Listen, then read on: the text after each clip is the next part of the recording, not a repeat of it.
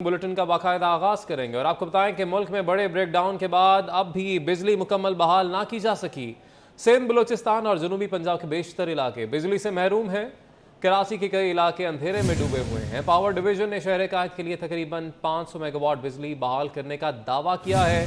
लाहौर में बिजली की बदतरीन लोड शेडिंग की जा रही है। अपडेट कर रहे हैं आपको, इसी वाले से मजीद भी बात करेंगे। हमारे साथ मौजूद हैं इस्लामाबाद से हमारे नुमाइंदे तैयब सैफ, जबकि उस्मान खादिम कम्बो हमें लाहौर से ज्वाइन कर रहे हैं। सबसे पहले इस्लामाबाद का रुख कर लेते हैं। उस्मान, आपसे जानना चाहेंगे कि इस वक्त क्या सूरत हाल लाहौर में है, क्योंकि अभी भी बेशतर लोग शिकायत कर रहे हैं कि लोड शेडिंग का सिलसिला जारी है और बदतरीन लोड शेडिंग की जा रही है लाहौर में। और जुनूबी जो ट्रांसमिशन लाइंस हैं उनके अंदर फॉल्ट होने की वजह से ट्रिप कर चुके हैं पावर प्लांट। खासतौर पे गुड्डू पावर प्लांट के अंदर बिजली की पैदावार सिफर हो चुकी है, जिसकी वजह से पूरे पाकिस्तान में बिजली का ब्रेकडाउन जारी है, जिससे लाहौर भी मुतासिर हुआ है। और लेस्को ने सिस्टम से बोझ कम करने के लिए गैर एलानिया लोड शेडिंग शुरू कर दिया। जौहर टाउन, मुस्लिम टाउन, इकबाल टाउन, भाटी, अनारकली, तमाम इलाकों के अंदर गैर एलानिया लोड शेडिंग जारी है। 1 घंटा बिजली आ रही है तो 2 घंटे बिजली जा भी रही है। इस हवाले से इंतजामिया का ये कहना है कि 12 से 14 घंटे लगेंगे गुड्डू पावर प्लांट को मुकम्मल कैपेसिटी पे काम करना शुरू करने में। उसके बाद ही प्रेशर ख़त्म होगा सिस्टम के ऊपर से और फिर ही बिजली की जो है बहाली का अमल शुरू होगा। इस वक्त लेस्को के 220 से ज़ायद फीडर्स ट्रिप कर चुके हैं और लाहौर के शहरी बिजली से महरूम हैं। पूरा लाहौर के अंदर कई इलाके ऐसे हैं जहाँ पे 3-3 घंटे लोड शेडिंग की जा रही है, कहीं 2 घंटे लोड शेडिंग की जा रही है। 1 घंटा बिजली आती है, 2 घंटे बिजली गायब हो जाती है, जिसकी वजह से शहरियों को शदीद मसाइल का सामना करना पड़ रहा है। फ्री लांसर हजरात को मसाइल का सामना करना पड़ रहा है। बैंकिंग के अंदर मसाइल पेश आ रहे हैं और जो वाटर प्लांट हैं जहाँ से पानी लोग लेते हैं इस्तेमाल के लिए, वो भी बंद पड़े हुए हैं बिजली ना होने की वजह से, जिससे पानी की कमी जो है उसकी भी सूरत हाल पैदा हो चुकी है लाहौर के अंदर और शहरी शदीद परेशानी का शिकार है। जी, शहरी शदीद परेशानी का शिकार हैं। हमें ज्वाइन किया है कराची से हमारे नुमाइंदे जावेद कायम खानी ने भी, उनका भी रुख करेंगे, मगर उससे पहले इस्लामाबाद से तैयब सैफ हमारे साथ मौजूद हैं। तैयब, इस्लामाबाद से क्या इतलात हैं, क्या बताया जा रहा है? क्या मुकम्मल तौर पर जो ब्रेकडाउन हुआ था उसे बहाल कर लिया गया है, और अगर कर लिया गया है तो फिर भी इतनी लोड शेडिंग क्यों हो रही है मुल्क भर में? पावर डिवीजन की जानिब से इस वक्त बातें तो बड़ी बड़ी की जा रही हैं। उनका यह कहना है कि मुल्क के अंदर जो तरसीली निज़ाम के अंदर ख़राबी आई थी, जिसकी वजह से जनूबी पंजाब, बलूचिस्तान और कराची और ख़ास तौर पर जो अंदरून सिंध है वहाँ पर जो शदीद लोड शेडिंग का सामना करना पड़ा है, ब्रेकडाउन का सामना करना पड़ा है, उसको काफ़ी हद तक दुरुस्त कर दिया गया है। और ख़ास तौर पर कराची की जो 1000 लाइन के जो 2 फीडर्स थे उनको भी बिजली जो है कुछ हद तक फराहम कर दी गई है, जबकि जो बाकी बिजली है वो अब से कुछ देर के बाद बहाल कर दी जाएगी। पावर डिवीजन की जानिब से सिर्फ घंटों का कहा जा रहा है, लेकिन ये घंटे सुबह से ही कहे जा रहे हैं, जबकि हकीकत इसके बिल्कुल बरअक्स है। अगर हम ग्राउंड रियलिटीज़ की बात करते हैं, ग्राउंड रियलिटीज़ के हिसाब से जो बिजली की फ्राहमी है अब तक मुकम्मल नहीं हो सकी। जनूबी पंजाब की बात करते हैं, मुल्तान की बात करते हैं, भावलपुर, रहीम यार खान की बात करते हैं और साथ भावलनगर की अगर बात करते हैं, तमाम इलाकों के अंदर जो शदीद पावर ब्रेकडाउन जो है वो देखने को मिल रहा है। इसके साथ ही अगर हम अंदरून सिंध की बात करते हैं, सक्खर डिवीजन की बात करते हैं, रोहड़ी की बात करते हैं और उसके साथ ही अगर हम रहीम यार खान डिवीजन की बात करते हैं तो वहाँ पर भी इस वक्त शदीद लोड शेडिंग का जो सामना है वो करना पड़ा है। और साथ में कराची की बात करते हैं तो कराची सबसे ज़्यादा मुतासिर हुआ है और के इलेक्ट्रिक को जो बिजली फ्राहम की जा रही थी, जिसमें 1000 मेगावाट बिजली जो कि खसूसी तौर पे के इलेक्ट्रिक को दी जा रही थी, उसके अंदर भी बड़ा जो है शॉर्टफॉल सामने आया है, जिसकी वजह से जो कराची के मुतअद्दिद इलाके हैं अभी तक अंधेरे के अंदर डूबे हुए दिखाई देते हैं। जबकि पावर डिवीजन का ये कहना है कि बिजली के बाकी तमाम कारखाने हैं उनको चला दिया गया है और फौरी तौर पर जो मुतबादल ज़राए से बिजली पैदा करके और मुतबादल ट्रांसमिशन लाइन से बिजली फ्राहम की जा रही है। लेकिन शहरियों की जानिब से शिकायत अभी भी सामने आ रही है। ख़ासतौर पर बलूचिस्तान के जो इलाके हैं वहाँ पर सबसे ज़्यादा जो मुतासिरीन हैं वो सामने आए हैं। उनका ये कहना है कि बिजली सुबह से गई है, वक्फे में दरमियान में 2-3 दफ़ा ट्रिप की सूरत में आई तो है, लेकिन वो तमाम जो बिजली थी वो इलाके का लोड नहीं उठा सकी, जिसकी वजह से दोबारा फिर से जो लाइंस हैं वो ब्रेकडाउन की तरफ चली गई हैं। और इस वक्त सूरत हाल यही है कि बिजली जो है अभी तक पूरी तौर पर बहाल नहीं हुई, लेकिन पावर डिवीजन का ये कहना है कि हमने जो ट्रांसमिशन सिस्टम है उसको बहाल कर दिया है। सिर्फ कराची का थोड़ा सा इलाका रह गया है और उसमें 500 मेगावाट जो बिजली की शॉर्टेज है उसका सामना करना पड़ रहा है, उसको भी सुबह तक बहाल कर दिया जाएगा।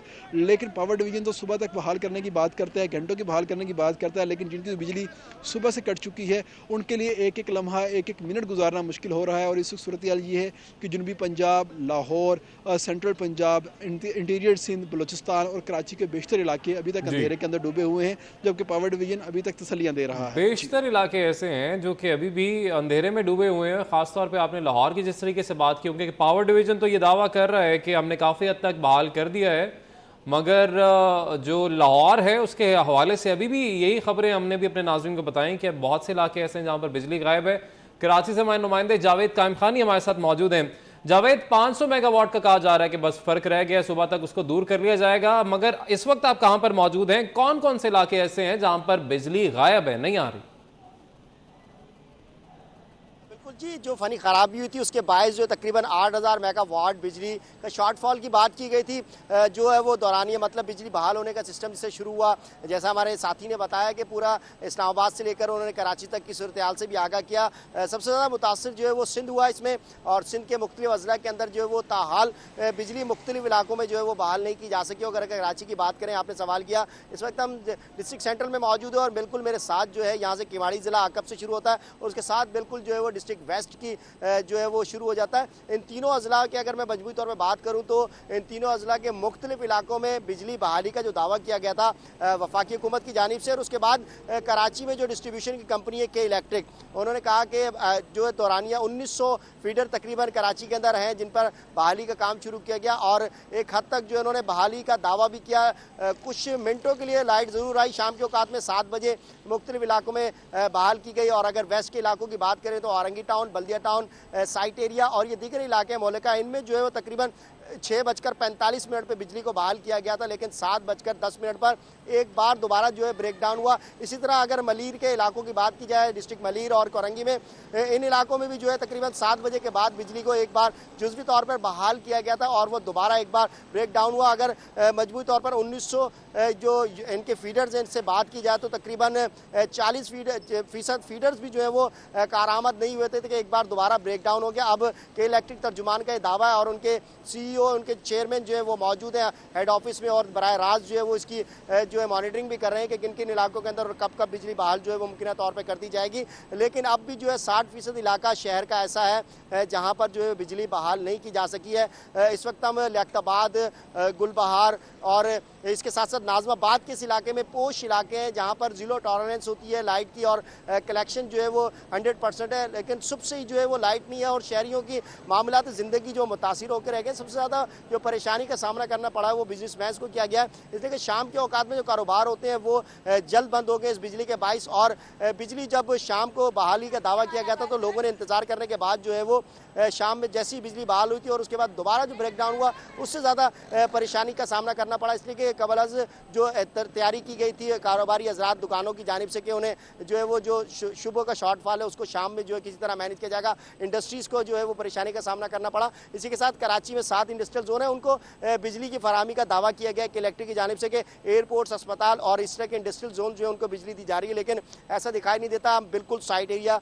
सबसे बड़ा जो हब है शहर का उसके बिल्कुल अकब में उसके साथ वाक़ मेरे बाएँ हाथ की जानिब से जो सड़क है उसके उस तरफ जो है ये साइट एरिया है। इसमें भी जो है मुख्तलिफ जो सेक्टर्स और यूनिट्स हैं, ए सेक्शन और बी सेक्शन के अंदर जो है मुख्तलिफ मुकामात पर लाइट नहीं है। फैक्ट्रियों अपनी जनरेशन के तहत जो है वो मसनू अल्टरनेट सिस्टम पर एनर्जी के जो अपनी फैक्ट्रियाँ चला रहे हैं, लेकिन ताजिरों के साथ साथ जो है शहरियों को भी बड़ी सार्फिन को परेशानी का सामना यूँ है कि सुबह से ही लाइट जो नहीं है और आँख मचोली का सिस्टम जो है शाम 6:45 बजे आई थी वो उसके बाद पहले 7:10 पर ब्रेकडाउन हुआ। कुछ इलाकों के अंदर जो है 7 बजे के बाद बहाल की गई थी, वहाँ पर 8 बजे ब्रेकडाउन हो गया।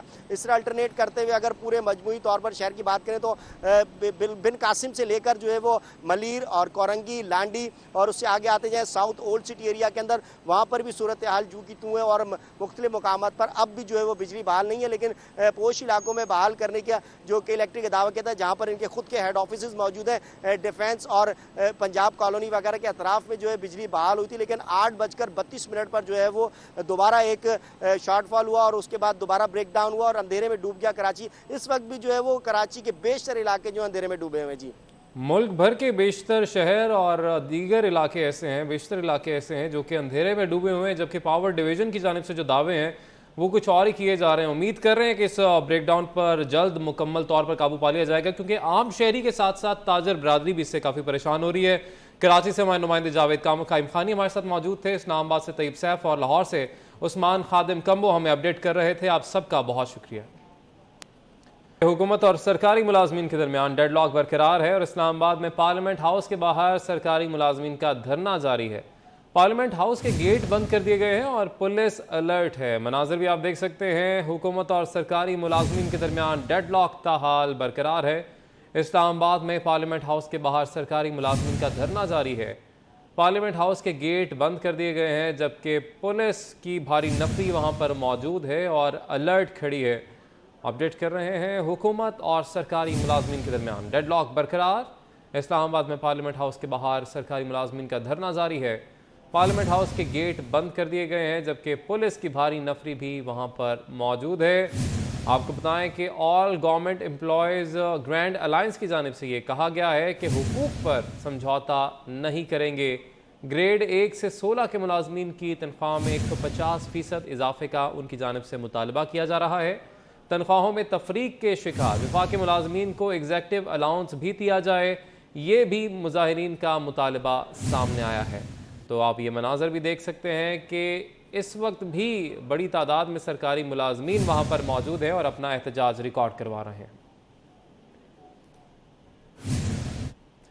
इंतखाबात किसी की ख्वाहिश या डिक्टेशन पर नहीं होंगे। इलेक्शन कमिश्नर सिंध एजाज अनवर चौहान ने वाज़ेह पैगाम दे दिया।